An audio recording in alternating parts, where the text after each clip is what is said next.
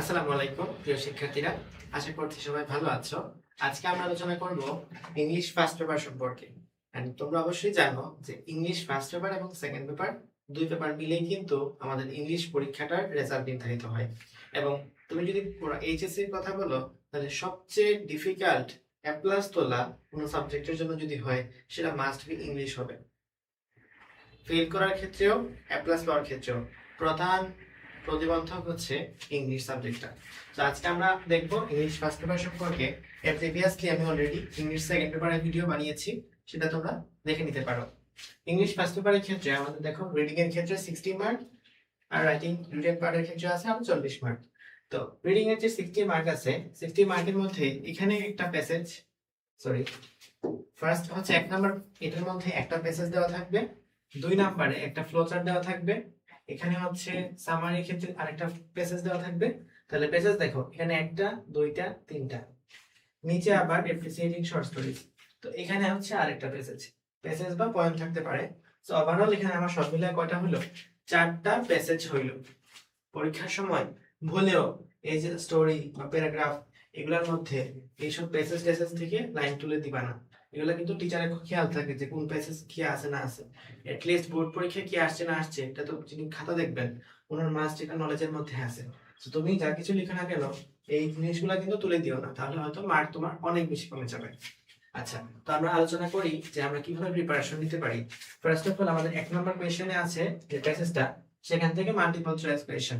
তো দেখা যায় 5 মার্কের মধ্যে মোটামুটি 3 মার্ক তুমি সিকিউর করতে পারবা যদি জাস্ট প্যাসেজটা তুমি লাইন বাই লাইন পড়ে পরীক্ষার হলে আনসার যদি চেক করতে চাও, তাহলে মোটামুটি প্যাসেজের মধ্যে 3 মার্ক অন্তত পেয়ে যাবা। এই 3 থেকে যদি 5 কনভার্ট করতে হয়, তাহলে তোমাকে ওই প্যাসেজটা আগে থেকে পড়া থাকতে হবে। কারণ ওই প্যাসেজের মধ্যে কিছু ওয়ার্ড মিনিং থাকবে, যে ওয়ার্ড মিনিং গুলো তোমাকে একটু নিখুঁত ভাবে পড়ে রাখতে হবে। সো এটা একটু আগে থেকে পড়ে না রাখলে পরীক্ষা হলে এত কম টাইমে সলভ করাটা একটু ডিফিকাল্ট। সো এটার জন্য তোমার কি করতে হবে, বইয়ের যত প্যাসেজ আছে সব প্যাসেজের যে আমাদের গুরুত্বপূর্ণ প্যাসেজের কথায় প্রত্যেক প্যাসেজ পড়ার দরকার নাই, গুরুত্বপূর্ণ যেসব প্যাসেজ আছে সেসব প্যাসেজ তোমাকে আগে থেকে পড়ে রাখতে হবে। খুব যে ডিটেইলসে পড়তে হবে, খুব আধ্যাত্মিক কিছু তা না। যেসব ওয়ার্ড আছে সেই ওয়ার্ডগুলোর মিনিং যদি তুমি জানো, এবং কোন ওয়ার্ডটা বা কোন সেন্টেন্সটা আসলে কি অর্থে বোঝাইছে, কি মিনিং দিছে, এই জিনিসগুলো তোমাকে অন্তত জানতে হবে। ওকে, তো আমাদের ফার্স্ট অফ অল এমসিকিউটা গেল। নেক্সট হচ্ছে শর্ট আনসার কোয়েশ্চেন। দেখো এখানে কিন্তু 10 মার্ক, এবং 10 মার্কের জন্য কোয়েশ্চেন কয়টা? 5টা। তার মানে প্রত্যেক কোয়েশ্চেনের জন্য আছে 2 মার্ক। তুমি যদি এক বাক্যে আনসার লিখে দাও, আনসারটা কিন্তু টিচারের মন, মানে যতই বলো না কেন একটা প্রশ্ন ইংলিশের ক্ষেত্রে তাও 2 মার্ক, এটা কিন্তু এক লাইনে আনসার লিখলে হবে না। তুমি এখানে চেষ্টা করবা 2 লাইনে অথবা 3 লাইনে আনসার করার। এবং তুমি এখানে ফুল একটা প্যাসেজের, ধরো এখানে আনসার দেওয়া আছে, লাইক হচ্ছে প্যাসেজের, এই হচ্ছে প্যাসেজটা,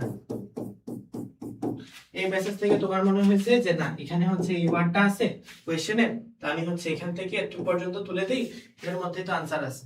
এই কাজটা করা যাবে না যদি তুমি পরীক্ষায় ভালো মার্ক পেতে চাও। কারণ ধরো একজন ইংলিশ বুঝেই না, কিছুই বুঝে না, সে তাকে তার জন্য তো পরামর্শ হইছে না। বাট তুমি যদি মোটামুটি ইংলিশ পারো, তাহলে হচ্ছে এইভাবে 4 লাইন, মানে ধরো এখানে আনসারটা আছে তাই বলে এখানে হুবহু তুলে দিবা না, তুমি কিছুটা ওয়ার্ড চেঞ্জ করবা, তুমি কিছুটা সিনোনিম ইউজ করবা, অথবা তুমি কিছু যদি এগুলো সিনোনিম নাও জানো, সেক্ষেত্রে কি করবা, অ্যাক্টিভ মোডে থাকলে সেন্টেন্সটাকে প্যাসিভ মোডে লিখে দিবা, প্যাসিভ মোডে থাকলে সেন্টেন্সটাকে অ্যাক্টিভ মোডে লিখে দিবা। যেন যিনি পেপার দেখতেছেন ওনার কাছে মনে হয় যে না তুমি হচ্ছে আনসারটা জানো, আনসারটা তুমি তোমার ব্রেইনটাকে কাজে লাগিয়ে ইংলিশটাকে ইউজ করে দেন আনসার করছো। এখানে শুধুমাত্র যে তুমি প্যাসেজ থেকে খুঁজে বের করতে পারো কিনা, বিষয়টা কিন্তু ওরকম না। বরং ওই প্যাসেজটাকে খুঁজে বের করে নিজের ভাষায় লিখতে পারতেছো কিনা, এটাও কিন্তু একটা গুরুত্বপূর্ণ বিষয়। উইথ কারেক্ট, মানে অ্যাকুরেসি সহ, কারেক্টও হইতে হবে অবশ্যই। তো এখানে দেখা যায় যদি তুমি একদম ডিরেক্ট প্যাসেজ থেকে তুলে দাও, হয়তো তুমি এখানে 7 পাবা ম্যাক্সিমাম, এতটাও দেয় না আসলে। আর যদি মোটামুটি এই যে ভালো মতো লিখো, তাহলে হচ্ছে 8-9 পেয়ে যাওয়া উচিত। তারপরে যাই ফ্লো চার্ট, ইনফরমেশন ট্রান্সফার। দেখা যায় সাধারণত ইনফরমেশন ট্রান্সফার তেমন একটা আসে না, তুমি জাস্ট এখান থেকে নিয়ম শিখবা, নিয়ম শেখারও কিছু নেই, এমনিতে বোঝা যায়। আর হচ্ছে ফ্লো চার্ট, এই ফ্লো চার্টটা কিন্তু পরীক্ষার জন্য খুবই গুরুত্বপূর্ণ। এবং ফ্লো চার্টের ক্ষেত্রে তুমি কিন্তু অবশ্যই নিয়ম শিখতে হবে। ধরো সাপোজ এটা হচ্ছে তোমার একটা পেজ, আর একটু বড় পেজ নেই, সাপোজ এটা হচ্ছে তোমার পরীক্ষার খাতার পেজ। এই পেজের মধ্যে এমন ভাবে করো না যে এখানে হচ্ছে প্রথমে বড় বক্স, প্রথমে বক্স গুলো দিলাম বড়, তারপর দেখে আর জায়গা নাই, এরপরে কি করলাম এখানে হচ্ছে চিপা চিপে দিয়ে আটা দিলাম। এমনি করলে পরীক্ষা হলে মার্ক পাবা না। প্রত্যেকটা বক্সের এই যে হোয়াইট এটাও সমান হতে হবে, প্রত্যেকটা বক্সের যে হাইট সেটাও সমান হতে হবে। সুতরাং বক্সগুলো যখন বানাও তখন হিসাব নিকাশ করে বানাবা। কেমনে বানাবা? যেমন ধরো তুমি প্রথমে তোমার যে পেজটা থাকবে স্কেল মার্জিন করার পরে যতটুকু অংশ বাকি থাকে সেটাকে একটা মেজারমেন্ট দিলাম। ফর এক্সাম্পল আমার এখানে হয়েছে ধরো 12 সেন্টিমিটার। 12 সেন্টিমিটারকে এবার তোমার এখানে হয়তো বক্স বসাইতে হবে 6টা, তো 6 দিয়ে ভাগ করো 2 সেন্টিমিটার হয়। প্রত্যেকটা বক্সকে তুমি 2 সেন্টিমিটার দিতে পারবে না, কারণ তোমার মাঝখানে এরো চিহ্ন দিতে হবে। তো এই এরো চিহ্নের জন্য তুমি কিন্তু 2 সেন্টিমিটার চেয়ে কম দিবা। কত? স্কেল দিয়ে মেপে 1.8 সেন্টিমিটার করে 1.8 সেন্টিমিটার করে দিলা 6টা বক্স। এখানে হয়তো আমার মতো হবে না, কারণ আমি পেজে নিতে অনেক ছোট নিছি। সো এই হচ্ছে তোমার ওয়াইডটা মেইনটেইন করার বিষয়। আর তুমি নিচের অংশটুকু একবারেই হচ্ছে ফিল আপ করে নিবা না, মানে যখন বক্সগুলো দাগ দাও তখন হচ্ছে 3 গুণা দিয়ে করবা, ঠিক আছে? 3 গুণা দিয়ে করবা, নিচের অংশটুকুতে লেখার জায়গা রাখবা।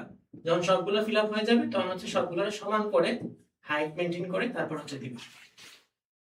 এবং যদি প্রথম তোমার যেটা দেওয়া থাকবে ফার্স্ট বক্স তো ফিল আপ করা থাকে, সেটা যদি ইনফিনিটিভে থাকে তাহলে প্রত্যেকটা বক্সের আনসার ইনফিনিটিভে লিখতে হবে। যদি সেটা পার্টিসিপলে থাকে তাহলে প্রত্যেকটা বক্সের আনসার পার্টিসিপলে লিখতে হবে। কোনো ফুল স্টপ দেওয়া যাবে না, অবশ্যই এরো চিহ্ন দিতে হবে। তো নেক্সট আমরা হচ্ছে ফ্লোচার্টটা কমপ্লিট করলাম। এখানে কিন্তু 10 মার্ক এবং এখানে মোটামুটি ভালো মার্ক পাওয়া যায়। সো এটাতে একটু ভালো মতো খেয়াল রাখবা। দেন আসুন সামারি হচ্ছে এখানে 10 মার্ক, এবং 10 মার্ক দেখে অনেক বড় করে লিখতে যাও না, লিখলে মার্ক আরো বড় কেটে যাবে। তুমি চেষ্টা করবা একটা পেজের 60% লেখার। একটা পেজের 60% বলতে কি answer to the question number তো এখানে লিখে দিলাম। তারপরে এখান থেকে হচ্ছে সামারি আল্লাহ মানে দয় লাগে যে একটা আগের পেজ থেকে শুরু করে না, ফ্রেশ পেজেস শুরু করলো। ফ্রেশ পেজেস শুরু করে এখানে মোটামুটি বলা যায় যে 60% হয়েছে। তো 60% হয়েছে মোটামুটি। এই যে তোমার এখানে হয়তো 4 লাইন 5 লাইনের মতো লিখলা। তুমি চেষ্টা করবা অবশ্যই মাস্ট 5 সেন্টেন্সের চেয়ে কম লিখবা। 5 সেন্টেন্স তো অনেক বেশি বলে ফেলছি, 3 সেন্টেন্সে 5 লাইন লিখবা। তো কথা হচ্ছে এটা। তাহলে সামারিটা কিন্তু তোমার কমপ্লিট হইলো। এবং সামারি লেখার শুরুতে দ্য প্যাসেজ ইজ অ্যাবাউট অমুক, the passage is about global village, এইভাবে লিখবা না। এভাবে লিখলে মার্ক কাটা যায়। এই জিনিসটা মেইনটেইন করবা, মোটামুটি আশা করা যায় সামারি তুমি লিখতে পারবা। তারপরে যাও ক্লোজ টেস্ট উইথ ক্লোজ। এখানে লাগবে তোমার হচ্ছে পেন্সিল নিয়ে যাবা পরীক্ষার হলে। পেন্সিল দিয়ে প্রথমে হচ্ছে মানে তুমি যে কয়টা পারো প্রথমে একদম দেখলে মনে হচ্ছে না ওয়ার্ড থেকে এটাই হবে, বক্স এর ওয়ার্ড গুলো আগে পড়বা, তারপর ফিল ইন দা ব্ল্যাঙ্কস গুলো দেখবা। দেখেই মনে হবে যে কিছু কিছু ক্ষেত্রে এটা পারাই যায়। তো এরকম ভাবে দেখবা যে মোটামুটি 6-7টা তুমি এমনিতেই পারতেছো ফার্স্ট রানিং। তারপরে বাকি যে আমার বক্সের মধ্যে বাকি অপশনগুলো রয়ে গেল, সেই বাকি অপশনগুলোর সাথে ব্ল্যাঙ্কস এর কোন কোন ওয়ার্ডগুলো ম্যাচ করে এটা একটু ট্রাই করবা। তো ক্লোজ টেস্ট উইথ ক্লোজ মোটামুটি পারা যায়। তারপরে যাও ক্লোজ টেস্ট উইথআউট ক্লোজ, আর আছে রিঅ্যারেঞ্জ। ইংলিশে তুমি প্লাস পাবা কিনা, ডিপেন্ড করতেছে রিঅ্যারেঞ্জ আর উইথআউট ক্লোজের উপর। রিঅ্যারেঞ্জ উইথআউট ক্লোজের উপর তোমার ইংলিশে এ প্লাস পাওয়াটা ডিপেন্ড করতেছে। সুতরাং রিঅ্যারেঞ্জের প্রতি ম্যাক্সিমাম এফোর্ট দিতে হবে। কি এফোর্ট? Maximum effort. তাহলে রিঅ্যারেঞ্জ যত পারো প্র্যাকটিস করবা। ইংলিশে ডেইলি যদি একটা জিনিস প্র্যাকটিস করো তাহলে সেটা হবে রিঅ্যারেঞ্জ প্র্যাকটিস করা। রিঅ্যারেঞ্জ যত বেশি প্র্যাকটিস করবা মোটামুটি নির্ভুল হওয়ার চান্স তত বেশি। এন্ড রিঅ্যারেঞ্জ যদি পরীক্ষা হলে ভুল হয় তোমার এ প্লাস পাওয়ার সম্ভাবনা নাই। রিঅ্যারেঞ্জ যদি পরীক্ষা হলে ঠিক হয় মোটামুটি বলা যায় যে 90% কেসে তুমি ইংলিশে এ প্লাস পেয়ে যাবে। সুতরাং রিঅ্যারেঞ্জে কোনো ভুল করা যাবে না, আর উইথআউট ক্লোজও তোমার প্র্যাকটিস করতে হবে। এই দুইটার কোনো স্পেশাল ট্রিক্স নাই, প্র্যাকটিসের উপর রাখতে হবে। ডেইলি তোমার প্রতিদিন এতগুলো জিনিস প্র্যাকটিস করা লাগবে না, ডেইলি প্রতিদিন একটা মডেল টেস্ট দেওয়া লাগবে না, কিন্তু ডেইলি যেন তুমি উইথআউট ক্লোজ এবং ডেইলি যেন তুমি রিঅ্যারেঞ্জটা অন্তত একবার হলে প্র্যাকটিস করো। আচ্ছা, তাহলে এখানে কিন্তু 10 মার্ক এই 20 মার্কের উপরই আসলে ইংলিশের রেজাল্ট নির্ভর করতেছে, টোটালি নির্ভর করতেছে। তারপরে যে প্যারাগ্রাফের ক্ষেত্রে আনসারিং কোয়েশ্চেন, তুমি এখানে কোয়েশ্চেন আনসার হিসেবে লিখো না, এটা হচ্ছে জাস্ট একটা প্যারাগ্রাফ হিসেবে হবে একটা প্যারাতে, এবং প্রত্যেকটা লাইন যেন শুরু হয় এক সমান ভাবে, এক শেষ মানে বাম পাশেও যেন সেম লিখতে যায়, ডান পাশের জন্য সেম লিখতে যায়। তাহলে এই বরাবর তুমি লিখতে থাকবা, লিখে হচ্ছে এক প্যারাতে শেষ করবা। তোমার আনসারের মধ্যে মানে প্যারাগ্রাফটার মধ্যে এই কোয়েশ্চেনগুলো আনসার হচ্ছে তুমি উল্লেখ করবা, মানে এটা কাইন্ড অফ হিন্টস দেয়া দিছে যে তুমি এই যে প্যারাগ্রাফটা লিখবা কি কি জিনিস কি ইনক্লুড করবা। তোমার জন্য এটা সহজ হয়েছে, কোয়েশ্চেন আনসার দেখি চিন্তা ভাবনা করার কিছু নাই। তাহলে প্যারাগ্রাফ লিখবা এখানে, ঠিক আছে? এবং এখানে কত মার্ক? 10 মার্ক। কত পেজ লিখবা? কমপক্ষে হলো 2 পেজ লিখবা। তারপরে যাই কমপ্লিটিং স্টোরি। আমাদের সময় কমপ্লিটিং স্টোরি ছিল সম্ভবত 15 মার্কের, এখন হচ্ছে কমপ্লিটিং স্টোরি করছে 7 মার্কের। তো এখন 7 মার্কের জন্য যেহেতু লিখবা, প্রথম এখানে কি আছে? আনসার টু দ্য কোয়েশ্চন তো লিখলাম, আনসার টু দ্য কোয়েশ্চন লিখবা। আচ্ছা, প্রত্যেকটা যখন টপিক লিখো প্রত্যেকটা একটা ফ্রেশ পেজে লিখবা। যেমন এটা হচ্ছে একটা ফ্রেশ পেজে লিখছো, এটাকে আরেকটা ফ্রেশ পেজে লিখবা। দেখবা যে 1 পৃষ্ঠা শেষ হচ্ছে না, 2 পৃষ্ঠা লাগতেছে শর্ট আনসার কোয়েশ্চেনের জন্য। ফ্লো চার্ট একটা ফ্রেশ পেজে লিখবা, সামারি একটা ফ্রেশ পেজে লিখবা, উইথ ক্লোজ একটা ফ্রেশ পেজে, উইথাউট ক্লোজ ফ্রেশ পেজে, রিঅ্যারেঞ্জ ফ্রেশ পেজে। রিঅ্যারেঞ্জ এর ক্ষেত্রে পুরো পেজেস লেখার দরকার নাই, জাস্ট তুমি একটা বক্স বানাবা, খাড়া বক্স বানাইও। কারণ অনেক সময় দেখা যায় এরকম ভাবে যদি তুমি চৌড়া বক্স বানাও, অনেক সময় টিচার ওভারলুক করতে পারে, টিচার কিন্তু এটা নাও দেখতে পারে। তো তুমি এইভাবে না বানাই এমনি বানাই। আমরা যারা নোটোটেমে পড়তাম আমরা হচ্ছে সবাই হচ্ছে এই একটা কমন জিনিস, মানে আমাদের এনডিসি স্টুডেন্ট দেখলে ইংলিশ খাতা দেখলে বোঝা যায় সে আসলে এইভাবে বড় করে লিখে, অর্থাৎ খাড়া বক্স বানাবা। এখানে দিবা 1 2 3 4 5, এখানে হয়তো দিলা ডি এফ, এখানে হচ্ছে জি সি, এমনি আর কি আনসার করি আমরা। সো এইভাবে হচ্ছে আমরা আনসার করতে পারি। উইথ ক্লোজ একটা, উইথাউট ক্লোজ একটা, রিডিং একটা। প্যারাগ্রাফ তুমি এখানে হয়তো 2 পেজ লিখলে বা 2.5 পেজ লিখলে, যাই লিখো না কেন, কমপ্লিটিং স্টোরি আর একটা ফ্রেশ পেজ লিখবা।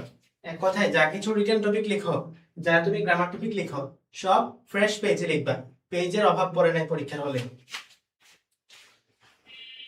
তারপরে যাবো আমরা কমপ্লিটিং স্টোরিতে। কমপ্লিটিং স্টোরিতে তুমি আনসার টু দ্য কোয়েশ্চেন লিখলা, লেখার পরে এখানে কিন্তু তোমার একটা হেডলাইন দিতে হবে। হেডলাইন না দিলে কিন্তু 1 মার্ক কাটা বা 2 মার্ক কাটা।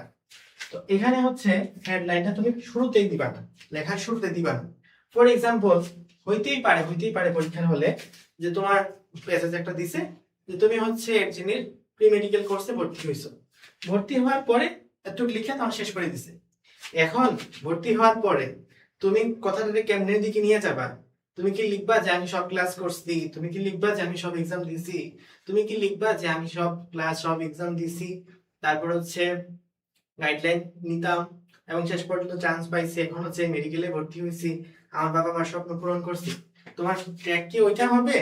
নাকি তুমি এই লাইন লেখার পরে তুমি দিবা যে আমি কোর্সটা নিছিলাম ঠিকই, তারপর ক্লাস হতে করি নাই, এক্সাম দেই নাই, শেষ পর্যন্ত চান্স পাই নাই, আমি সেকেন্ড টাইম প্রিপারেশন নিচ্ছি? তোমার কোর্স মানে কথাবার্তা ট্র্যাক কোন দিকে নিবা, এটা কিন্তু একটা গুরুত্বপূর্ণ বিষয়। সুতরাং তুমি আগে থেকে এটা লিখো না। তুমি যখন পুরো স্টোরিটা কমপ্লিট করবা নিজের ভাষায়, অনেক সময় দেখা যায় যে স্টোরি কিন্তু তোমার নন স্টোরি নাও থাকতে পারে। যদি নন স্টোরি থাকে তাহলে তো গেল, যদি নন স্টোরি না থাকে তো বানাই লিখলেও হবে। স্টোরিটা কমপ্লিট করার পরে দেন আইসা হেডিংটা লিখো, তাহলে তোমার জন্য তোমার ফ্রি হ্যান্ড রাইটিং ভাবে লিখতে পারবা, ফ্রি মানে মুক্ত মনে লিখতে পারবো, সোজা কথা হচ্ছে এটা। কিন্তু যদি আগে থেকে তুমি হেডলাইনটা ফিক্স করে ফেলো, তো দেখা যাবে পরবর্তীতে কথা তুমি আগাইতে পারতেছো না। এবং স্টোরি লেখার ক্ষেত্রে অবশ্যই এখানে ইনভার্টেড কমা দিয়ে অনেকের স্পিচ ইনক্লুড করবা। বাবার সাথে কথা বলতেছো, মায়ের সাথে কথা বলতেছো, বাবা জিজ্ঞেস করতেছে কি করছে, আমি বলতেছি পড়ি, কিন্তু আসলে তুমি ফোন টিপতেছো। এরকম ভাবে কথাবার্তা কনভারসেশন আনতে থাকবা। তাহলে কমপ্লিটিং স্টোরি গেল। এটা কয় পেজ লিখবা? যেহেতু 7 পেজ, আমরা যখন 15 মার্ক ছিল তখন হচ্ছে 5 পেজের মতো লিখতাম। এখন হচ্ছে তুমি 2 পেজের মতো লিখলেই হবে, 2.5 পেজ 3 পেজ এরকম লিখো। তারপরে যাও writing informal letters or emails, এখানে আছে 5 মার্ক। এটা যেহেতু 5 মার্কের জিনিস, খুব বেশি বড় করার কিছু নাই, তবে এটা তুমি একাধিক পেজে লিখতে পারবে। 1 পেজে লিখতে হবে তা না, একাধিক পেজে লেখা যায়। ইমেইলটা হচ্ছে 1 পেজে লিখবা, এমনিতে 5 মার্কটাতে কতটুকু লিখবা। আর লেটার্স হচ্ছে একাধিক পেজে লেখা যায়, 2 পেজের মধ্যে লিখে শেষ করে দিবা। এবং 2 পেজে যখন লিখবা তখন হচ্ছে ধরো এটা হচ্ছে খাতার বাম পৃষ্ঠা আর এটা হচ্ছে ডান পৃষ্ঠা, এখানে শুরু করবা, এখানে গিয়ে শেষ করবা। তাইলে তোমার হয়ে যাচ্ছে writing informal lettering. Letter email থেকে লেটার ইমেলের নিয়মটা শিখবা যে কেমন কোথায় তারিখ দেয়, তারপর হচ্ছে ডিয়ার কি লিখে, ডিয়ারের পরে ক্ষমা হয় কিনা, লাস্টে হচ্ছে ইয়ার্স ফর এভার, এগুলো যে লিখে তারপর হচ্ছে ক্ষমা হয় কিনা, এইসব জিনিসপাতি একটু শিখবা, তাহলেই হচ্ছে হয়ে যাচ্ছে। এখানে মাত্র 5 মার্ক। তারপর আছে অ্যানালাইজিং ম্যাপস গ্রাফস চার্টস। দেখা যায় সাধারণত এই যে গ্রাফ চার্টস এগুলোই আসে ম্যাপ, আমার জীবনে কোনদিন আসতে দেখিনি। তো এটা হচ্ছে আমাদের 10 মার্ক।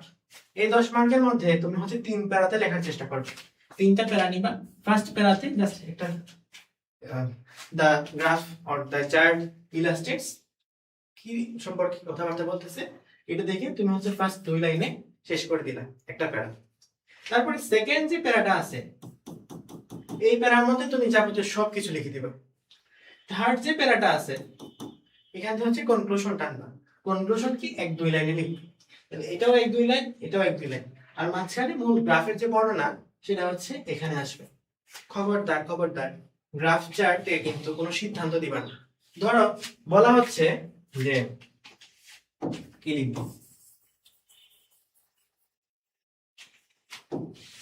বলা হচ্ছে যে এটা হচ্ছে দেশের শিক্ষা ব্যবস্থার হার, ঠিক আছে? এটা হচ্ছে তোমার 2022 সালের রেজাল্ট, এটা হচ্ছে এইচএসসি 23 সালের রেজাল্ট, এটা এইচএসসি 24 সালের রেজাল্ট, এটা হচ্ছে এইচএসসি 25 সালের রেজাল্ট। তুমি কি করলা, এখানে গণনা করলা যে এত পার্সেন্ট এত পার্সেন্ট এত পার্সেন্ট এত পার্সেন্ট আছে, তারপর দেখলা যে 25 সালে হচ্ছে এরকম হয়ে গেছে, অর্থাৎ তুমি 24 সাল থেকে 25 সাল যখন আসছে রেজাল্ট কিন্তু মোটামুটি ড্রপ করছে ভালো। এটা দেখে তুমি হচ্ছে পরীক্ষার হলে লিখে আসলা যে 25 সালের শিক্ষার্থীরা হচ্ছে ফোনে এডিক্টেড ছিল, ওরা ঠিক মতো পড়ে নাই, ওরা আন্দোলনে গেছিল, এইসব কথাবার্তা বলে তুমি হচ্ছে খাতা পড়লে। এটা কিন্তু হবে না। তোমাকে বলতে বলছে যে গ্রাফ সম্পর্কে যা জানো এটাই বলবা। গ্রাফ সম্পর্কে এখান থেকে দেখে যা বোঝা যাচ্ছে তাই বলবা। কথা পাও না, মানে অনেক সময় দেখা যায় কথা খুঁজে পাওয়া যায় না। তুমি বলবা যে 23 সাল থেকে 22 সালের রেজাল্টে এত পার্সেন্ট বেশি ছিল, 24 সাল 23 সাল থেকে এত পার্সেন্ট বেশি, 25 সাল 24 সাল থেকে এত পার্সেন্ট বেশি।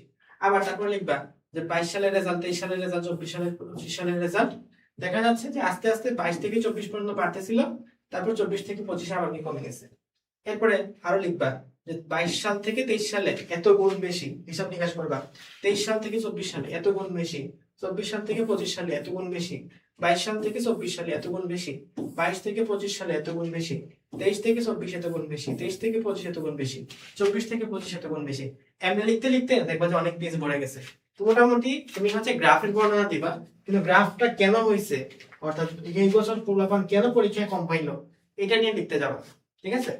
তাহলে গ্রাফটাকে বর্ণনা করতে হবে, কিন্তু গ্রাফের কনসিকুয়েন্স বা রিজন ইত্যাদি বা সিদ্ধান্ত এগুলো লিখতে যাওয়া যাবে না। আচ্ছা, গ্রাফ গেল 10 মার্কের হচ্ছে। এখানে কত পেজ লিখবা? 3 পেজ লিখতাম আমি, আড়াই পেজটা হচ্ছে স্ট্যান্ডার্ড। তারপর হচ্ছে অ্যাপ্রিশিয়েটিং শর্ট স্টোরিজ অর পয়েমস, এটা হচ্ছে সামারির মতো, এ হচ্ছে সামারি, এ হচ্ছে সামারির খালাতো ভাই। অ্যাপ্রিশিয়েটিং শর্ট স্টোরিজ অর পয়েমস এটা খুবই কঠিন জিনিস, যদি তুমি পরীক্ষার হলে আগে থেকে না পারো তাহলে কিন্তু এটা পরীক্ষার হলে লিখতে মানে 8-এর মধ্যে 4-5-এর বেশি পাওয়া সম্ভব না। তো এটা হচ্ছে একদম শিখে যাবা, কিন্তু টাইম দিবা, শিখে যাবা, বেশি টাইম লাগে না। কারণ হচ্ছে আমরা যদি প্রিভিয়াসের বোর্ড কোয়েশ্চেন দেখি, প্রিভিয়াসের বোর্ড কোয়েশ্চেন মানে 2016, 2017, 2018, 2019 এই 4 বছরের বোর্ড প্রশ্ন, তাহলে দেখবা যে মোটামুটি 8-10টা পয়েন্ট থাকে বা শর্ট স্টোরিজ থাকে যেগুলো থেকে প্রত্যেক বছর আসে।